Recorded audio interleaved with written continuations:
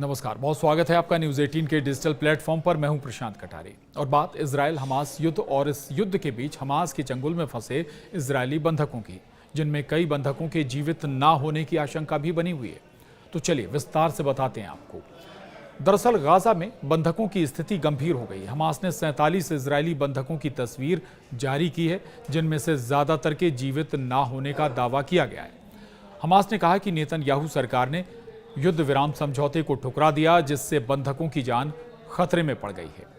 अब गाजा में चल रहा इजराइल हमास युद्ध एक बार फिर बेहद खतरनाक मोड़ पर पहुंच गया है। हमास ने शनिवार को एक तस्वीर जारी की, जिसमें 47 इजरायली बंधकों को दिखाया गया है। दावा तो यह भी किया गया है कि इनमें से ज्यादातर इजरायली बंधक अब जिंदा नहीं हैं। ये तस्वीर विदाई संदेश के तौर पर साझा की गई है, जिससे यह संकेत मिलता है कि बंधकों की जान खतरे में है।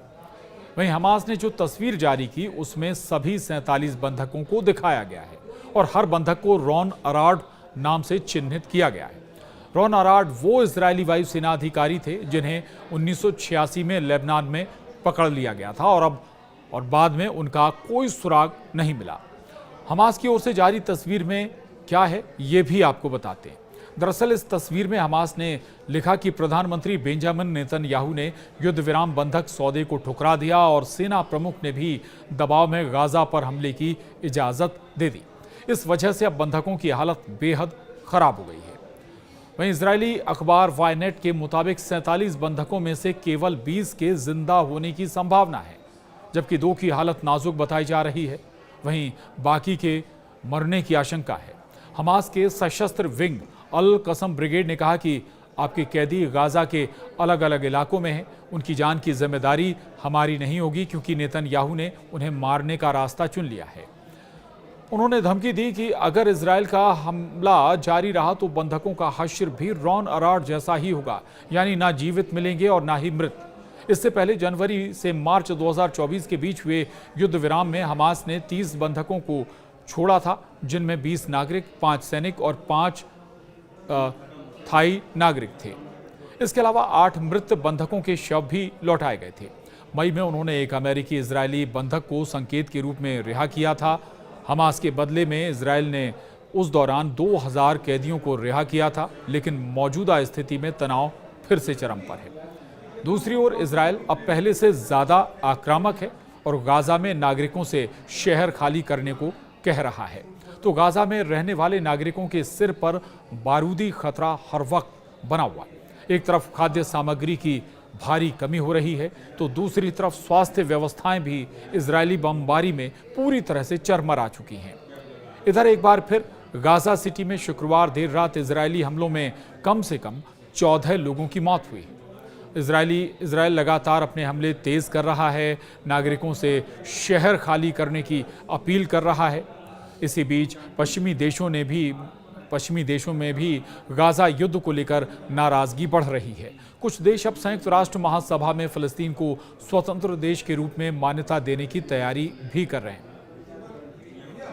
लेकिन गाजा में हमास का संपूर्ण अंत और उस पर कब्जा करने के लिए इजरायली सेना अब पूरी ताकत से हमले कर रही है।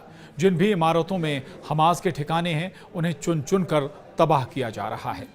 आसमान से इजरायली फाइटर जेट मिसाइलों की बरसात कर रहे हैं, तो गाजा में मौजूद इजराइल की पैदल सेना टैंक और तोप से धावा बोल रही है।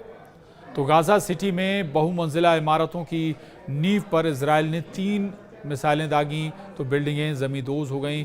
इजराइल ने गाजा के तेल अल हवा इलाके में मौजूद रिहायशी इमारत को भी बर्बाद कर दिया। वहीं इजराइल ने गाजा सिटी के शरणार्थी कैंप पर भी बारूदी वर्षा की थी। इतना ही नहीं, गाजा सिटी में इजराइल एयरफोर्स अब पर्चे गिराकर लोगों को बहुमंजिला इमारतें खाली करने के लिए भी कह रही है। खाली इमारतों को जबरदस्त बमबारी कर बर्बाद किया जा रहा है।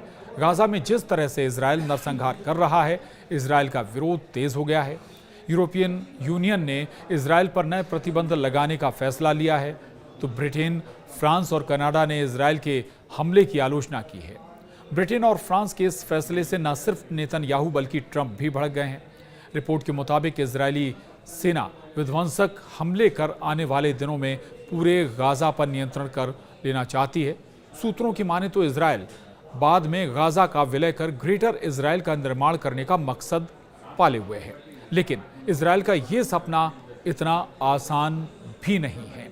हालांकि इतना ज़रूर है, कोशिश ज़रूर है कि जो बंधक हैं उन्हें जल्दी से छुड़ा लिया जाए, क्योंकि जैसे जैसे समय बीतेगा और जो बंधक हैं हमास के पास, इजरायली बंधक हैं, उनके जीवित रहने की संभावनाएं धीरे धीरे कम होती जाएंगी। आज के लिए इतना ही। नमस्कार।